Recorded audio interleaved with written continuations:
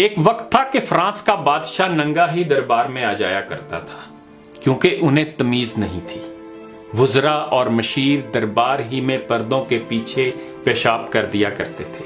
اسی بدبو کے خاتمے کے لیے پھر مصنوعی خوشبوؤں پر کام کیا گیا۔ پورے یورپ میں نہانے کو کفر سمجھا جاتا تھا، اسی لیے یورپ کے لوگوں سے سخت بدبو آتی تھی۔ ڈنمارک کا دارالخلافہ کوپن ہیگن ہے، آج بھی اس شہر کے کئی گھروں میں نہانے کے لیے حمام نہیں ہے۔ روس کے لوگ بھی صفائی پسند نہیں تھے۔ مشہور سیاح ابن فضلان نے لکھا ہے کہ روس کا بادشاہ بھی پیشاب آنے پر مہمانوں کے سامنے ہی کھڑے کھڑے شاہی محل کی دیوار پر پیشاب کرتا۔ چھوٹے اور بڑے پیشاب دونوں کے بعد کوئی استنجا نہیں کرتا۔ ایسی گندی مخلوق میں نے نہیں دیکھی۔ اندلس میں لاکھوں مسلمانوں کو قتل کرنے والی ملکہ ایزابیلا ساری زندگی میں صرف 2 بار نہائی۔ اس نے مسلمانوں کے بنائے ہوئے تمام حماموں کو گرا دیا تھا۔ مسلمان ہر روز نہاتے تھے، اس لیے اسے جسم کی یہ صفائی اچھی نہیں لگتی تھی۔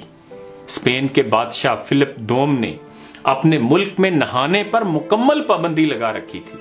اس کی بیٹی ایزابل دوئم نے قسم کھائی تھی کہ شہروں کا محاصرہ ختم ہونے تک داخلی لباس بھی تبدیل نہیں کروں گی، اور محاصرہ ختم ہونے میں 3 سال لگے، اور غالباً اسی گندگی کے اثرات کے زیر اثر وہ مر گئی تھی۔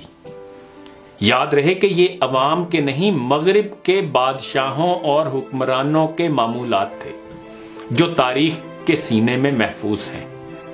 جب مسلمان سیاح کتابیں لکھ رہے تھے، جب ہمارے سائنسدان نظام شمسی پر تحقیق کر رہے تھے، ان کے بادشاہ نہانے کو گناہ قرار دے کر لوگوں کو قتل کروا دیتے تھے۔ جب لندن اور پیرس کی آبادیاں 30 اور 40 ہزار تھیں، اس وقت اسلامی بادشاہ کی جانب سے فرانس کے بادشاہ لوئس چہارم کے پاس بھیجے گئے نمائندے نے لکھا کہ بادشاہ کی بدبو کسی بھی درندے کی بدبو سے زیادہ متفن ہے۔ اس کی ایک لونڈی جس کا نام مونٹیا سبام تھا، بادشاہ کی بدبو سے بچنے کے لیے اپنے اوپر خوشبو ڈالتی تھی۔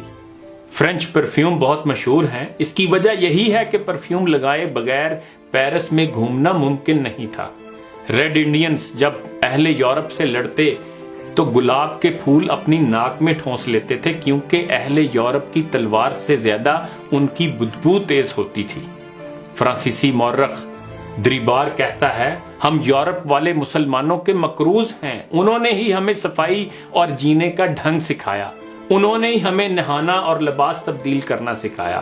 جب ہم ننگے دھڑنگے ہوتے تھے، اس وقت وہ اپنے کپڑوں کو زمرد، یاقوت اور مرجان سے سجاتے تھے۔ جب یورپی کلیسا نہانے کو کفر قرار دے رہا تھا، اس وقت صرف قرطبہ شہر میں ہی 300 عوامی حمام تھے۔ ڈنمارک سے محمد اسلم علی پوری لکھتے ہیں کہ میں اپنے ایک یورپین دوست کے گھر بیٹھا تھا تو میں نے اسے بتایا کہ یہ تمہارے قالین بھی مسلمانوں سے آئے، یہ کافی جو ہم پی رہے ہیں یہ بھی مسلمانوں سے آئی، یہ الگ تھلگ باورچی خانہ بھی عورت کے پردے کے پیش نظر مسلمانوں نے بنایا، یہ باتھ روم اور شیمپو وغیرہ بھی ہمارا ہی تحفہ ہے، یہ ہسپتال اور آپریشن بھی ہمارے ابوالقاسم الزہروی کے ذہن کی تخلیق ہے، سائنسی اور دوسرے علوم بھی ہم نے تمہیں دیے۔ اس یورپی نے ہنس کر پوچھا کہ پھر ہمارا کیا ہے؟ تو محمد اسلم علی پوری نے جواب دیا کہ تمہارے پاس اس وقت علم ہے، اس کے حاصل کرنے کا تو ہمیں حکم ہوا تھا، پہلی وحی کا پہلا لفظ ہی اقرا یعنی پڑھو تھا۔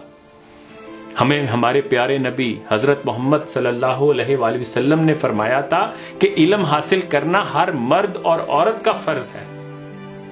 تم خوش قسمت ہو کہ تمہارے پاس علم کا خزانہ ہے، تمہیں ہم سلام پیش کرتے ہیں۔ جب ہم علم حاصل کر لیں گے تو ہم بھی انشاءاللہ دنیا میں ترقی کر جائیں گے۔ یورپ نے اسلام کے سنہری اصولوں پر ہی عمل کر کے ترقی کی ہے، اور یہ حقیقت ناقابل تردید ہے۔